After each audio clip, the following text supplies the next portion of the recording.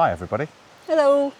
How you doing? Today is a bit of a different video because today is us answering your questions. It's not particularly a lovely sunny one either today. So we have actually done some work to the lower terrace. I'm just going to very, very slowly move around. There we go. So we figure, why not answer the questions and show you what we've been doing with the digger, clearing out the terrace. What do you reckon, Hels? Yeah, good idea. Okay, my love. So, question number one. Well, I think this one's for me. Did we really buy the place in 2002? For those bright sparks out there, you might have spotted the mistake there. We actually bought the place in 2022. That was just me making an error during that last video, so yeah. I'd also like to point out that in the editing process, I probably watched that clip maybe 15 times and didn't notice it. So yeah, there we go. Definitely, we have not owned this place for over 20 years. No, No. we haven't. Are we going to reinstate the turbine? That's an excellent question. In its current form, no, because what we would like to do is generate electricity. As it is, that's not going to be possible to do with that because it just wouldn't move fast enough to generate anything. We are very, very hopeful that one day we'll be able to generate electricity. I have been chatting to a chap in the UK whose family has been in the water wheel and turbine industry for over 130 years. Trying to get a kind of grip on exactly how many kilowatts we can expect from the river. So we, furnished him with some data for the river levels, the water levels, and the volume and stuff like that. So it's a work in progress. So at the moment, definitely want to do it.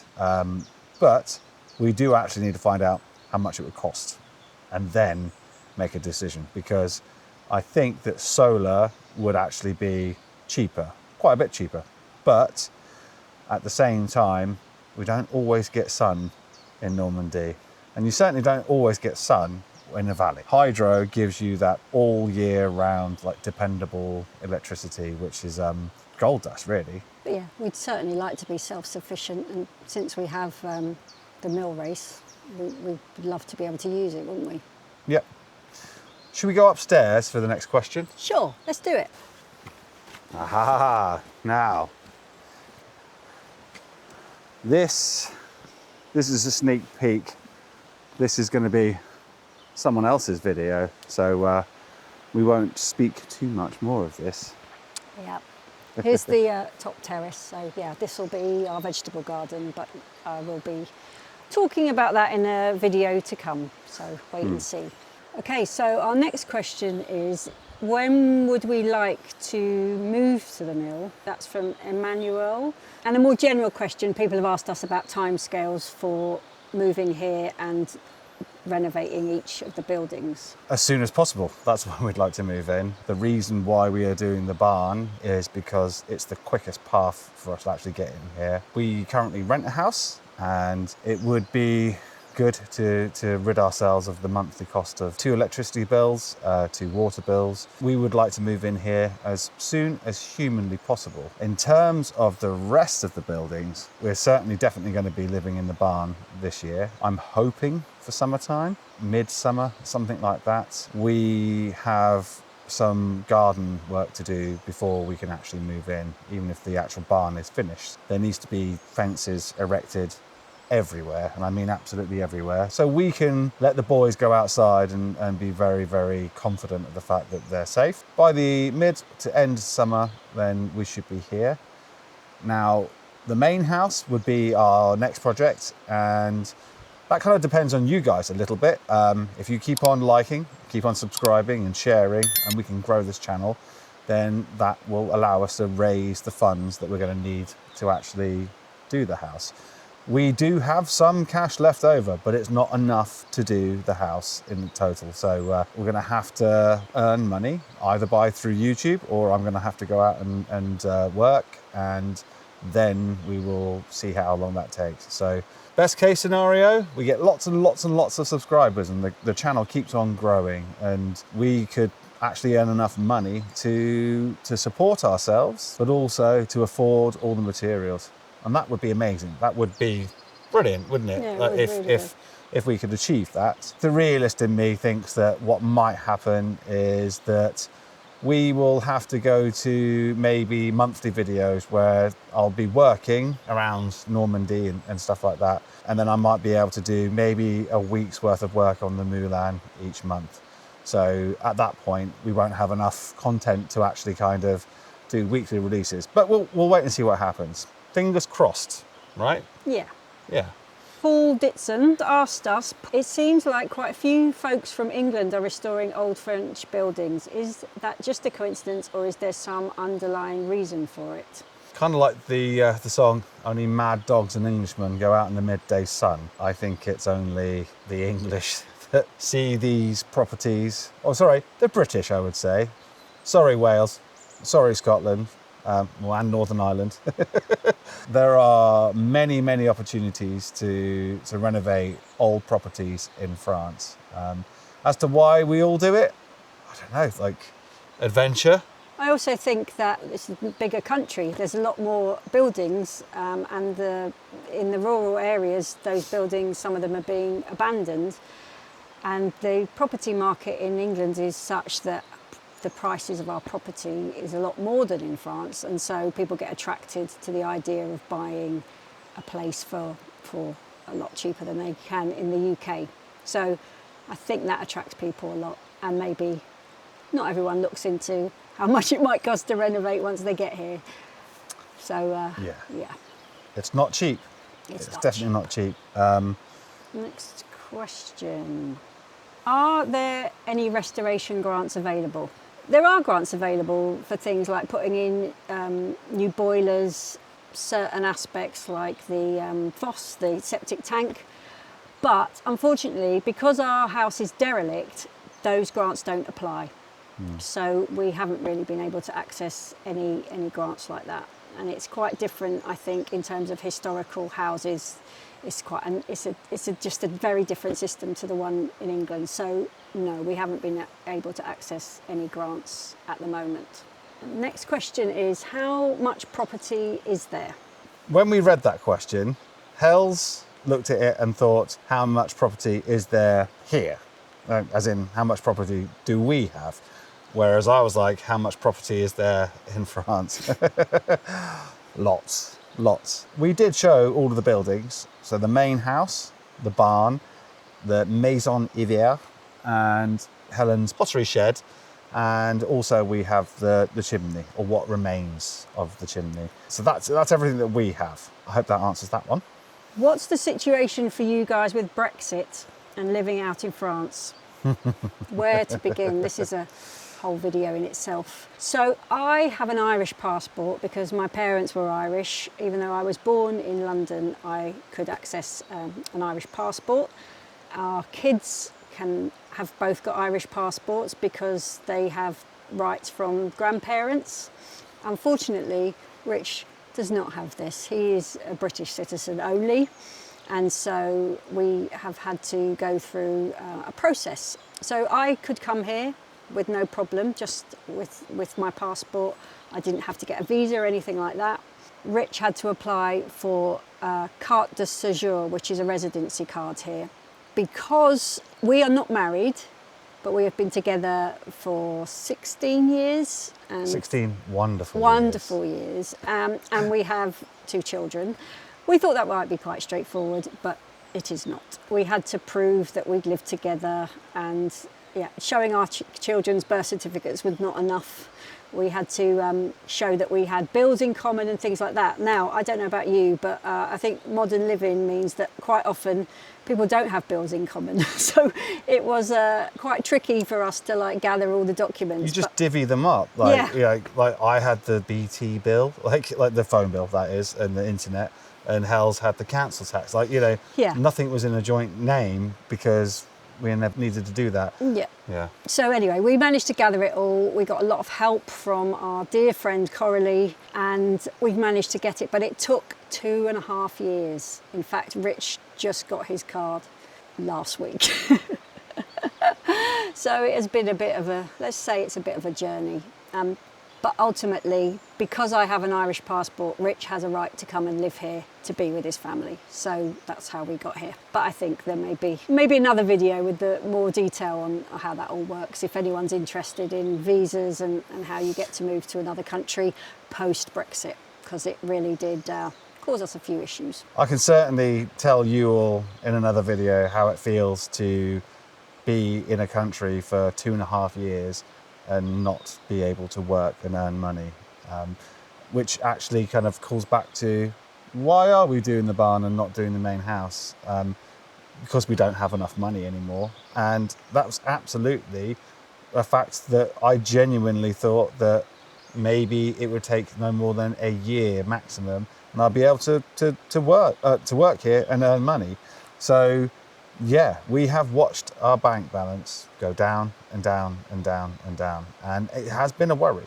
Like, it's nice to actually think that tomorrow I could just start up my business and start trying to find some work. Still got to try and find the work.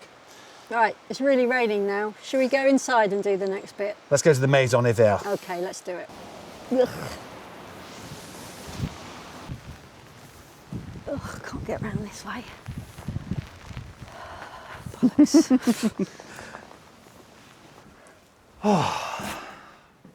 Hang on, everybody. What? Hang on. Okay, right. The next question. Next question's an interesting one. Do you have any history about the mill? Yeah, we do. Do you have any photos? Yes, we do. And we have lots and lots to tell you about that. But I do need probably a couple of weeks when I'm not absolutely jammed up with building.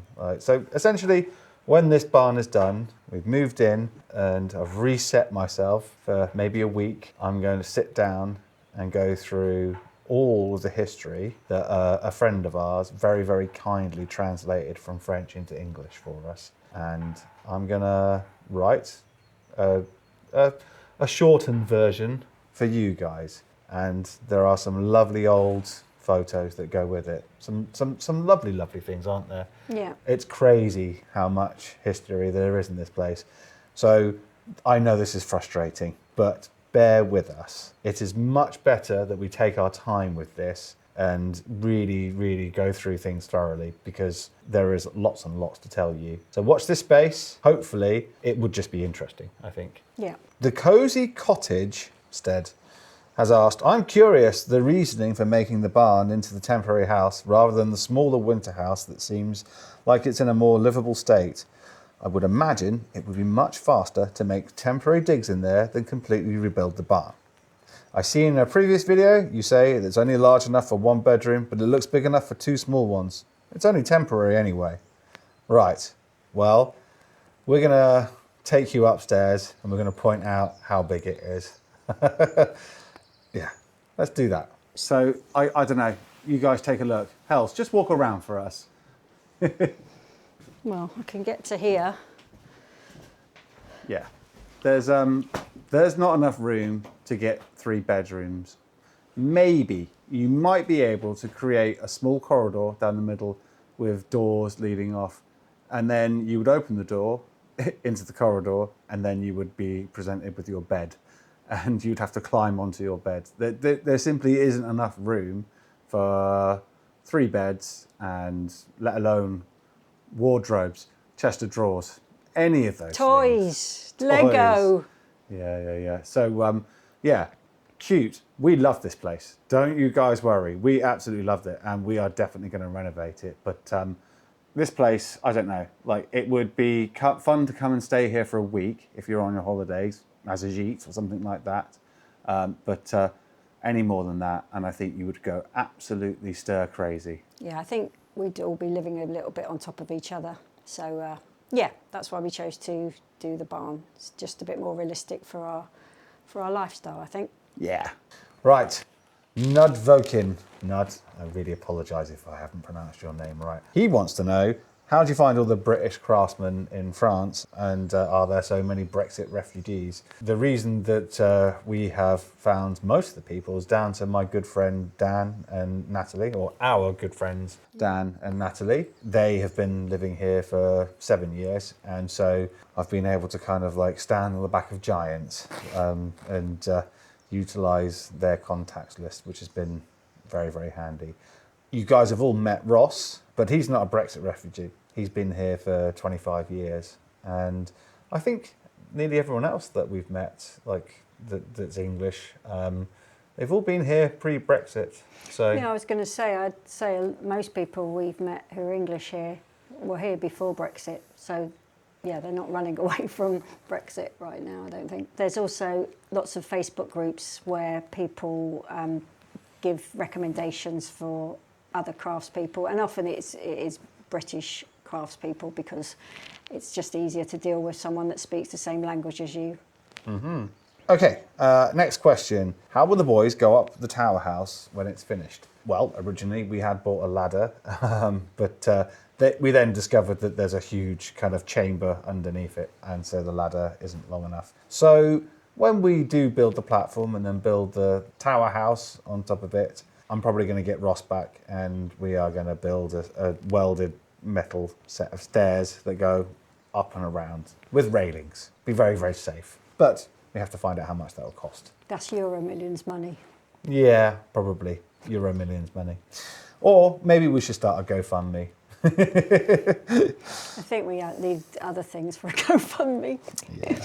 All right, okay. So next question is from Mumselle Vanderberg, and she has asked, will Helen be doing a gardening blog? Wow, yes I will. I've just started on the garden. As you see, we've been clearing the terrace and I've been starting to make plans. It is a huge space and I'm used to a kind of postage-sized garden that we came from in London. So it's taken me a little while to make my plans. But I will be doing some vlogs about it on the YouTube channel. And also we have an Instagram, so I think I'll probably be doing a little bit of posting on there about my progress, if you want to follow along. Faye Canaday or Kane Day? We're not quite sure how to pronounce your name. Hi, Faye. She was wondering what inspired us to give up our life in the UK and tackle a derelict property in France. I think really we just wanted some adventure in our lives. Also, we had looked for property in the UK and it was quite hard for us to find anything that we could afford and that was in areas that we wanted to live. Our friends Nat and Dan had moved here and we'd been here to visit a few times and we just thought, well, why not? If it doesn't work out, we can come back or we can do something else. And I guess when people ask mountaineers, why do they climb these crazy, crazy things? And they say, because it's there. I don't know. I can kind of understand that mindset now. Like there is something about taking something old and derelict and broken and fixing it, breathing new life into it, allowing another family to reside within those walls that once had families residing in them once upon a time. There's something nice about that. There's something about the bones of a building that sometimes you look at it and think, you deserve to look your best again. So while we're talking about properties, I do actually need to mention Victoria Chavasse. She was the estate agent that showed us this property. And I cannot stress how much of a help Victoria was in not just finding this place and all the other bits surrounding it. So when we decided that we were going to make an offer on this, she actually took me to the local school and introduced me to the headmistress, got the application form and helped me sign up for the kids and stuff like that. She was at the end of the phone when we had a few wobbles with the seller who was being, let's say, challenging. So cannot stress enough that if you are looking to buy a property in rural Lower Normandy, then Victoria Chavasse is the person for you. I will leave her email and her telephone number in the description below. So yeah, if you guys are looking for something like this, then check her out. quite a few people have asked us where we're living at the moment. So we live in another village about, how far away is it, would you say? 7 kilometres? Yeah, it's about a 13-minute drive. Yeah, it's not too far. And we live next door to our friends, Nat and Dan, which is brilliant. The farmer who's their neighbour had a house that wasn't being used and they let us rent it. So it was a really good way for us to settle into France. So we live there at the moment, and it's got beautiful views, and we've got cows living in the field next door to us. So yeah, it's lovely. It is. If you want to have a little sneaky peek at that, then have a look at the video where I think it was titled "We are preparing for a special guest." Maybe video number 15. So I go back there and to the house to pick up some stuff, and so yeah, you get to see the house, you get to see the swimming pool that I built. Jimbo 2310, which means are there another 2,309 Jimbos? I don't know. He asks, what software do you use to help with the project? I think the only software that I use really is the editing software, and I use DaVinci Resolve. The reason I use that is because, well, it's free. And quite a lot of people use it now, actually, because it's free. I have actually stumped up the cash for the paid version. The more technical minded amongst you guys might have noticed the strobing that we're getting from the LED lights in the barn. And that's a consequence of us shooting in 60 frames per second and AC current in France, or most of Europe, in fact, being 50 hertz, so 50 frames per second, although it's not technically frames per second, so that's why you get that flashing and strobing.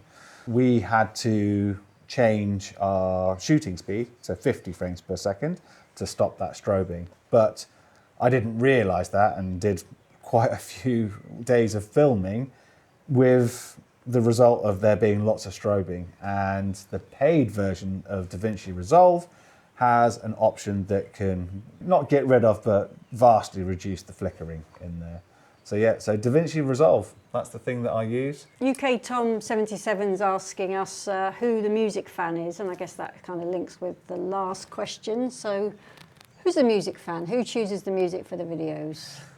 It's me. I'm the one that does the editing, and I would say once a month we go on to Epidemic Sounds, which is where we get all the music that we use, and I just kind of have a little click around and try and find tunes that I like. And it really is as simple as that. I literally probably listen to the first 20 seconds of maybe 400 or 500 tunes, and sometimes you find 10, but sometimes you find one, sometimes you find none. And I stick them in several folders. One of them's called Funky Beats, the other one's Drum and Bass. I know you all love the drum and bass. And I just basically stick them all there, and when I'm editing, I just get to a point where I'm like, okay, this bit needs some music because I'm gonna speed it up because there's nothing being said per se. It's literally just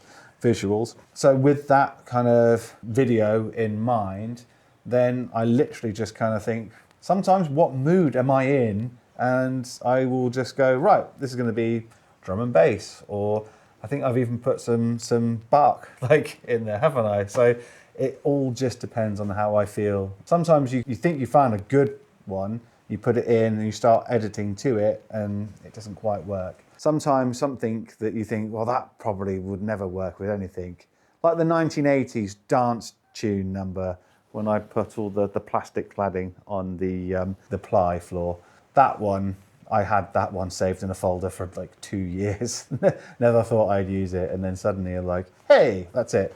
And so once I have that tune, I will put that out and I will actually edit the visuals to the tune, to the beat and stuff like that. Yeah, probably the most fun I have in the editing process, actually doing that. That and doing like the opening drone shots. That one's always fun. Yeah. Always fun to find like a nice calm piece of music to lure all you guys in before I hit you with some breakbeat or some funk or something like that. And you turn the volume down. Yeah. And so if you guys are turning the volume down, that's cool. Like, if we didn't have the music, then all you would hear would be sped up audio, and I don't think that would work. If we get to 150,000 subscribers, I will take a microphone and I'll record all of the bird song and the river and all that, and I'll record, crikey, 30 hours of it. And if I get to that many subscribers, I'll have enough time to basically produce another soundtrack. So you will just see the visuals that will be cut up to a beat, but you can just hear birdsong and water. So there you go. For all you guys that don't like the music, like, subscribe, and there is a path in the future where you'll be happy also. Oh yeah, UK Tom had an addendum to his question, which was, you sound quite like Ricky Gervais apparently, and someone else has mentioned this too, and he's asked if you could do an imitation of Ricky. Not really. I don't know. Do I sound like Ricky Gervais? Sometimes I get confused from Matt Berry, and I've got no idea why. Back to the video. I'm not sure I do. Yeah, I'm sorry. I can't do an impression of Ricky Gervais. He wants to know where I come from. I can tell you that. I come from Bournemouth. But if you hear the occasional R being pronounced like it does, that's because my dad's from Wiltshire. See, I know how to say Wiltshire. Well, I know how to say Wiltshire properly. Yeah. All right, my cock-a-doodle-doos. Right then, let's get on with the next question. I have to say, I've never noticed you sounding like Ricky Gervais. That's interesting. Question 19. Why have you persisted with the curved roof? Wouldn't it have been easier to replace with a standard pitch roof? Yes. Right, I'll actually give you a bit of a more of an answer than that. Yeah, absolutely. It would have been much easier to just go whip it off and build like a mansard roof, like a Dutch barn roof or something like that. But that would have required us to go to planning and to say that we're going to change the roof structure. So we do have a permis de construire, and that states that we weren't going to change the roof at all. So that's the reason why we have persevered with it, and we are spending the money on it that we are. Yes, we have spent more money than we were hoping to. I was desperately hoping that once we got that first floor built, I could get up there and go, do you know what, we can use this and we can live with it. But it's very difficult for you guys to see because I'm not kind of showing you close up, but there must have been getting on for maybe 2,000 like little holes, like little perforations within the actual sheets. And someone had daubed bitumen on them, but they were all failing. And so it would have been an absolute nightmare to try and scrape all the bitumen off and then try and fill them. Things were rusting. And so sometimes you have to bite the bullet. You have to grab the bull by the horns. You have to be the one that goes, okay, right, I'm going to take it apart and I'm going to rebuild it. We are doing a job that means that I hope that my grandkids don't have to deal with any of it. I really genuinely believe that this roof's going to last for another 40, 50 years. And even then, the only thing that might need doing is the paint on the finish of the roof sheets will just need to be repainted. So hopefully it's going to be there for 100 years. That'd be quite nice. Yeah, I think the other thing is some people have said it's just a workshop, so why does it matter? Well, even if it's just a workshop, we do have to look at it. It's a big building, and in order for it to fit in with everything else, we want it to look nice. Also, once it is a workshop, that top floor will take all the bedroom walls out again, and we might well be using it as a games room or a place for the kids to hang out when they're older. So it will still have a use, and we just want it to be a nice space.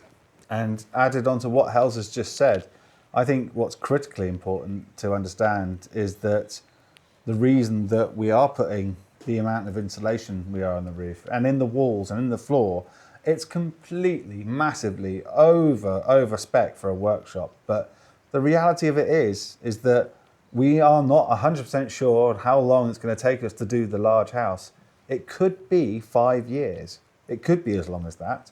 So we are making it into a warm, comfortable home right now.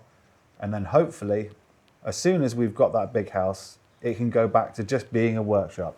it's going to be the most comfortable workshop around. Absolutely, you are right. And I'll be crazy for doing it? Maybe. But I think it's better to make sure that we are here and we are happy and comfortable and not cold and freezing and not just making do for potentially half a decade whilst we finish the main house. That's quite important to be happy, isn't it? Definitely. Yeah. Alice Skewthorpe. Now, she wants to know, where do we see ourselves in 5 years and then 10 years? It's a good question, Alice.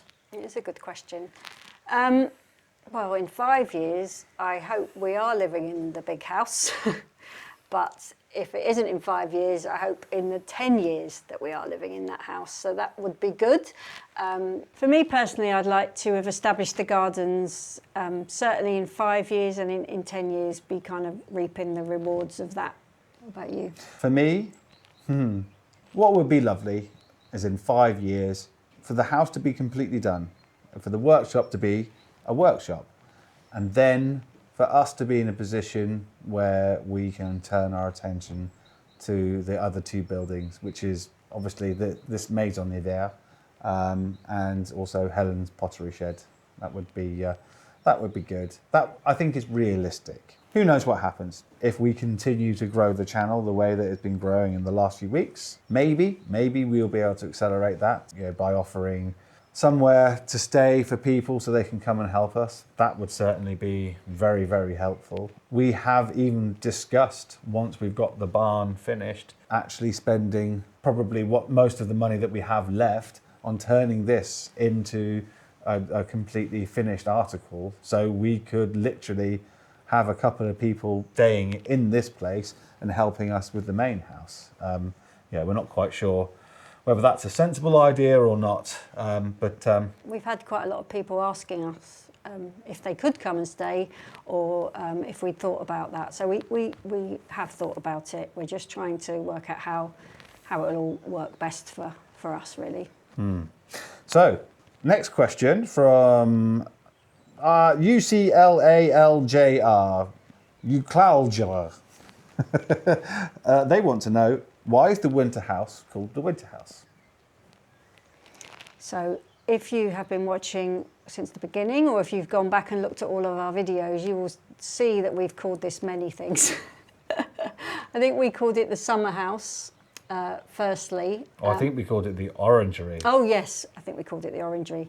I don't know why, but we did. Then we started to call it the summer house, until we spoke to our French teacher, Gail, and she told us that in France it's called a winter house, which kind of makes sense. It's the house you come and sit in when it's a bit cold outside, and you want to get out of the main house, I suppose, and have a bit of me time.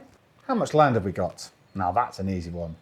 Around about a hectare, which is 2.4 acres, I think. Right. Something like that, I think. Oh yeah, I'll just put the correction captioned below if I'm wrong. Where did you learn your construction skills? So, you have actually seen both of the people on this channel that are responsible for me learning most of the skills that I have. So, number one is my dad, Tony. Obviously I used to work with him when I was younger and for a good few years, until I met Hels and moved up to London. But also Piotr, or Peter, or Pierre, when I had been in London for, crikey, maybe a year or so, I met Pete, and he came and worked with me. And it's fair to say that he schooled me in quite a few things that I just didn't know. How to fit a kitchen and things like that. So even though Pete was working for RM Building, he was teaching me at the same time. So thanks, Dad, of course, and thanks, Pete. You guys really, really did show me a lot. The next question we've had is, how far does the surge in subscribers go towards sustaining the project financially? Well, it really helps. It helps massively. It's a bit crazy that in the last month we've more than tripled our subscribers, and that's really given us a massive boost, because at times, it is hard to manage making videos and trying to build the house, it's a lot of work. So to get everyone behind it and watching us, it helps massively. It goes some way. What we would earn from, let's pick say 60,000 views. I would say 60,000 views a week or 240,000 views a month isn't enough to actually sustain and feed and clothe a family of 4. I think around about 100,000 views per week, so 400,000 views per month, would be enough for us to live. Of course, that isn't actually going to help us buy building materials. So I would say around about 150 to 200,000 views per week.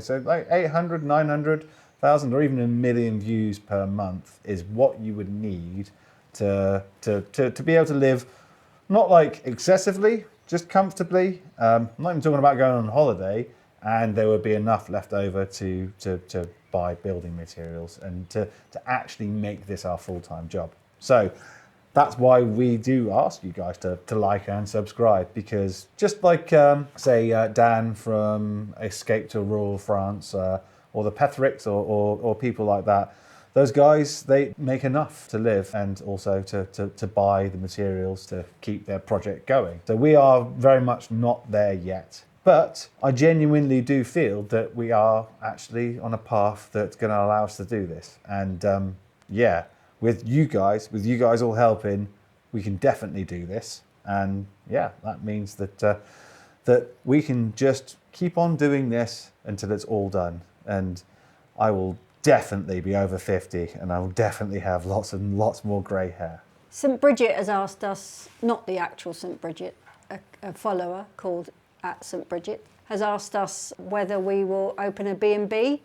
Well, I think we've always thought that this building, the winter house, will be a small gîte. So eventually, we would like to do that as to give us a little bit of income.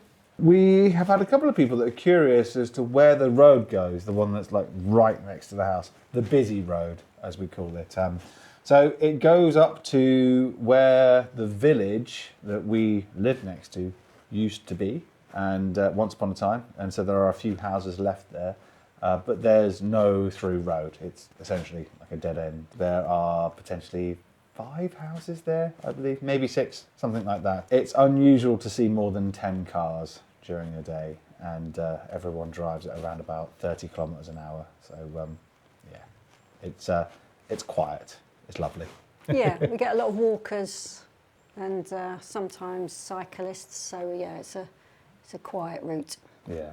Marion Harris, 441, working under those power lines. Yikes! Also, will you be able to relocate the utility pole in front of the window? Yes, theoretically we could. We had a discussion around whether we change the location of the windows in the barn, so one of the windows wasn't directly behind that frankly ugly concrete pole. We have been told that it would cost around about 10,000 euros, there or thereabouts, to basically get rid of that pole. So we kind of figured that it was best to keep those 4 dormers in their original positions, or nearabouts. I've actually moved them so they are like properly equidistant from each other. Maybe one day, if everything's finished and there's nothing else left to do, then go, right, Helen, today we get rid of the pole. I don't know, like, it could be our bedroom. We don't mind, do we? I don't mind. I mean, like we have talked about, it's a temporary house, and so it's not going to be our view forever. Nope. And I'm just going to grow something up it. It'll be fine. Yeah. There we go. Question 28. GMA Terry. I just found you 2 weeks ago. How did you learn to do all this? Dad, Pete, and genuinely, over the years, if there's been something that I didn't know how to do, I would hit up YouTube. I would just watch videos and kind of go, yeah, okay. I'm definitely what you would call a visual learner. I find it very easy to watch someone do it and go, I think I can make my hands do this and that and hold tools and do things. So yeah, YouTube for the win on that. There is, if you can think of a hobby or anything, then there's going to be a YouTube channel on there, and there's going to be someone that's got a wealth of knowledge. Yeah, I think you should also emphasise the 30 years of working on houses that you've done, not just on YouTube. And your dad built his own house, didn't he? So you kind of grew up seeing it happen in front of you, which is also helpful, I think. Paul Z8I. Paul, you were by far and away the winner of the amount of questions asked. So congratulations, you get a bona fide Richie thumb up for that. So we're going to answer a few of them, and I hope that's okay. He has asked, have you thought of opening the property to volunteers who are keen to do a project similar to your own so they can assist in the build? Yes, we have thought about that, and we definitely are very keen to do that. But in order to do that, we need to be living here, really, because, yeah, like the logistics of it all don't really make sense. In the rental property, there wouldn't be anywhere for them to sleep or anything like that. But that's why we are having 4 bedrooms in the barn. We will have a spare bedroom, so we will be able to offer somewhere for someone to stay. And yeah, so that is definitely something that we are looking to explore, because that would definitely help me a lot to have somebody that doesn't have to be necessarily skilled per se, but just that can help me lift things up. The amount of times I've had to take an hour to lift something that 2 people could do in 10 minutes. An extra pair of hands would have been a godsend. We all remember the oak beams, don't we?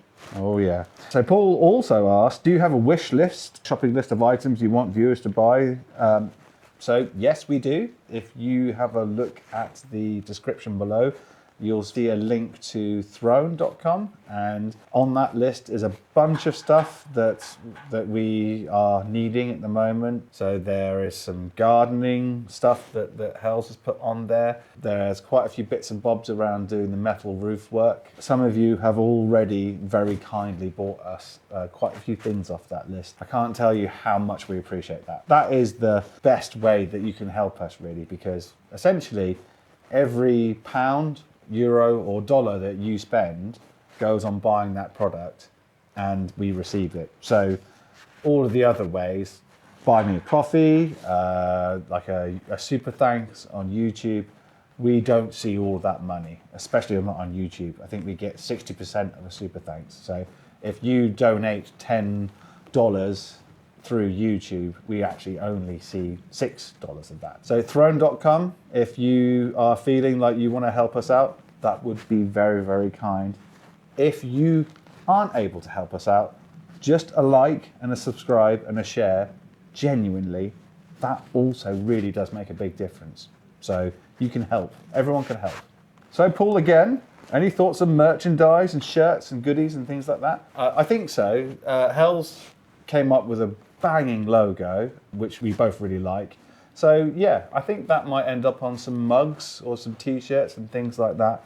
And if anyone's got any ideas about merchandise they'd like to see, then yeah, let us know and we'll see what we can do. Finally from Paul, are you planning on restoring original features, woodwork, fireplaces, mouldings? I think there's just not a lot left in these buildings, and as we have uncovered things, what we've realised is that there's been a lot of buildings on this site.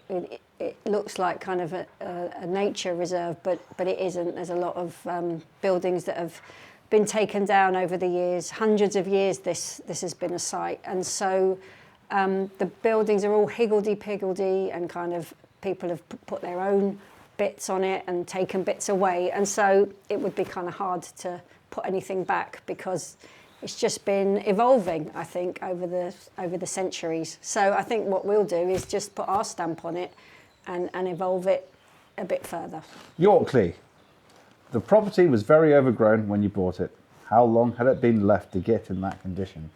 That's a very good question. We do know that the family that bought the whole place just after the World War II lived in it up until we think around about 1995 or something along those lines. And then I think there was potentially one other owner, and then the person that we bought it off of bought it from them. Again, we're not entirely sure exactly when, but we think it's probably been about 15 years, something along those lines. So yeah, so 15 years of no upkeep is how you manage to get a jungle. Yeah, the photos we saw of the building when the person we bought it off bought it, it is all clear on the land side, and some photos we've seen from the people that had lived here between the war and sort of the mid-90s, they had vegetable gardens and gardens going on here. So yeah, we reckon it's taken 10 to 15 years for it to become a wild bramble land. Doesn't take long, does it? It doesn't. No. Marsha Janetsky, she asks, what is the future project you are most excited to start, but logically or realistically know you're going to have to wait forever till the priority projects are completed before you're even close to starting the one that you want? Quite hard to choose one, isn't it? I am most looking forward to getting a kind of greenhouse conservatory, which is, we have it in our plans to go between the barn and the main house. So I'm really looking forward to that, if we can achieve it. I would probably say, for me, I haven't spoken to you guys about this, but there used to be a couple of bridges that led directly out from the front of the main house onto the garden on the other side of the leat. And so yeah, there are two gates that are still there, so there would have been bridges there.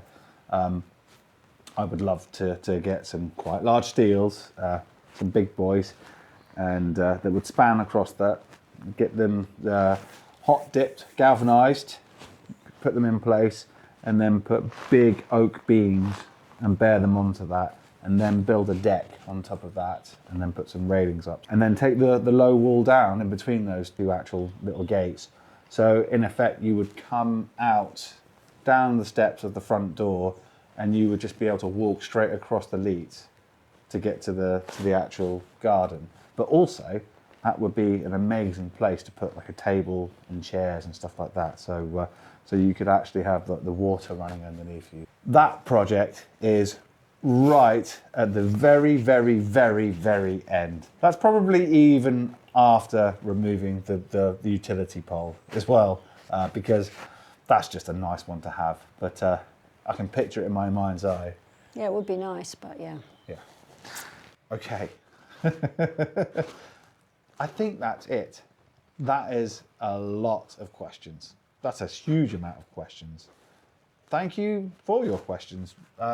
Yeah, they have provoked discussion between us that's been quite handy, actually. Yeah. We would like you to continue to ask us questions, actually. So just keep on starting those questions with Mulan. And so every week we can take a look at them. We won't be able to answer them directly every week, but we will collect them all, and maybe every 2 or 3 months we'll do another Q&A like this. Yeah, we do read as many comments as we can. We don't always get to answer them, but we are reading them. So yeah, keep them coming. Yeah. Okay, well, thank you very much. See you next time. Bye.